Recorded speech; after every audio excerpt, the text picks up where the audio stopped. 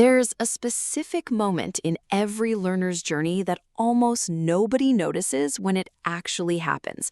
You only notice it afterward, looking back, wondering exactly when things changed.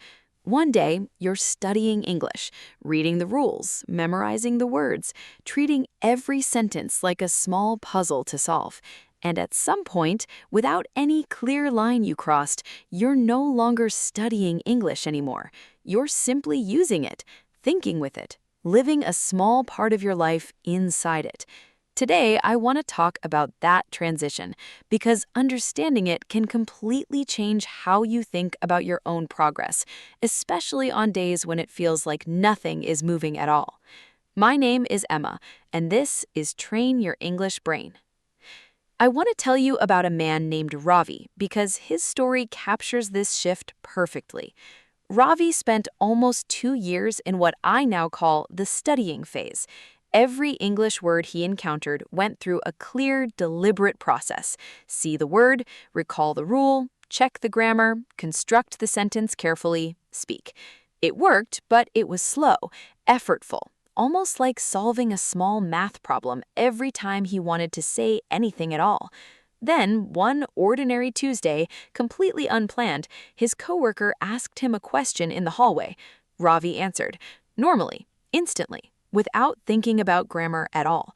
He didn't even realize what had happened until he was back at his desk, and a strange thought hit him. Wait, I didn't think about that sentence. I just said it. He told me later, almost confused by his own experience, Emma, it felt like nothing, like talking in my own language. I didn't notice it happening until it had already happened. That moment, small, undramatic, easy to miss, was the exact line between learning English and using English.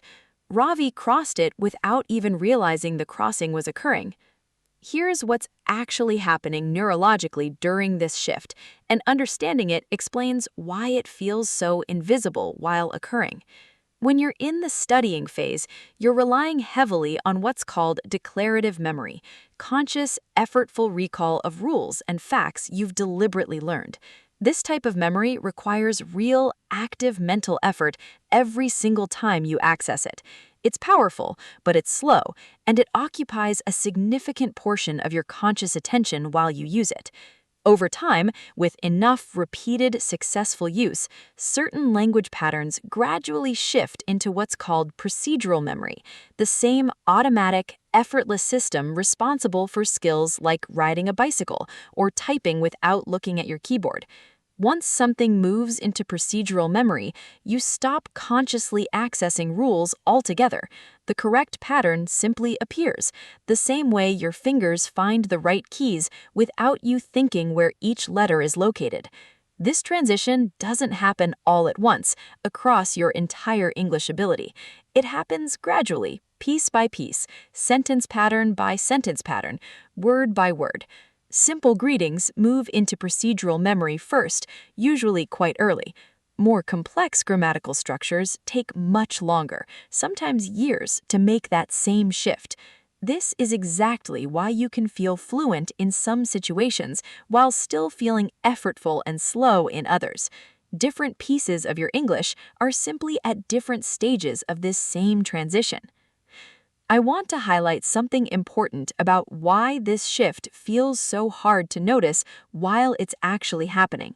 Because procedural memory operates outside conscious awareness by definition, you genuinely cannot feel the moment a particular pattern crosses over. There's no internal alarm bell, no clear sensation marking the transition. The only way you typically discover it has happened is the way Ravi did, by noticing afterward that something occurred easily, automatically, without the usual effortful processing you expected. This explains why so many learners feel like their progress is invisible, even non-existent, right up until a moment like Ravi's hallway conversation reveals otherwise. The progress wasn't actually invisible, it simply wasn't happening in the part of your mind capable of directly observing itself. Your conscious mind was busy elsewhere, focused on the conversation itself, while something deeper had already quietly finished its transition into automatic, effortless use.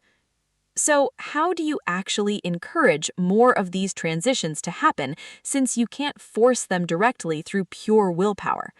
The first thing is repeated low-stakes use of the same language patterns. Specifically, the transition from declarative to procedural memory seems to require genuine repetition under real conditions, not simply repeated study in isolation.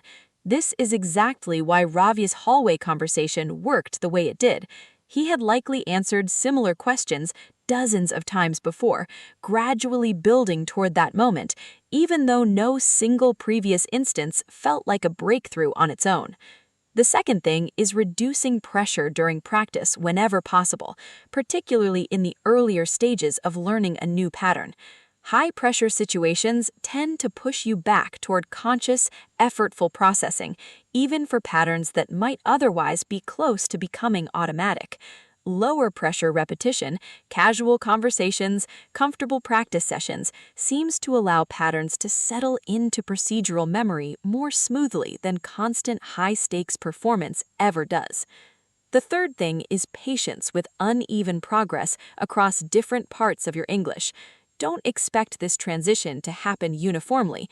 You might speak about your daily routine with complete, effortless fluency, while still consciously calculating more complex grammatical structures. This unevenness isn't a sign something's wrong, it's simply how this transition naturally unfolds, piece by piece, rather than as one single, complete shift. I want to return to Ravi's experience because what happened in the months that followed surprised even him.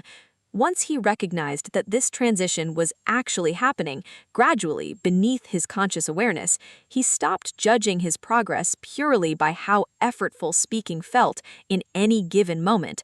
Instead, he started noticing small moments like that hallway conversation, collecting them almost like evidence, proof that pieces of his English were quietly crossing over, even on days when overall speaking still felt generally effortful. Several months later, he told me, "Emma, I still have moments where I have to think carefully about grammar, but more and more, I just talk and I don't notice it happening until afterward, the same way I didn't notice that first time in the hallway." That's exactly how this transition is supposed to feel, by the way.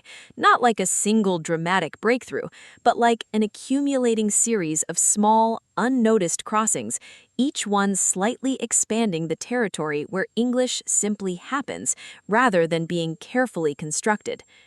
If you've ever had a moment, brief and easy to dismiss, where you said something in English and only afterward realized you hadn't consciously thought about it at all, I want you to recognize that moment for what it actually was. Not luck, not an accident. A small, genuine piece of your English crossing permanently from effortful studying into effortless using. You won't feel each one of these transitions as they happen. That's simply how this process works, hidden beneath conscious awareness by its very nature. But each one is real, each one is permanent, and each one quietly expands the part of your English life that no longer feels like work at all. Keep showing up, keep using English in real, repeated situations, and trust that pieces of your studying are continuously quietly becoming using, even on the days you can't feel it happening at all. My name is Emma. I will see you in the next episode.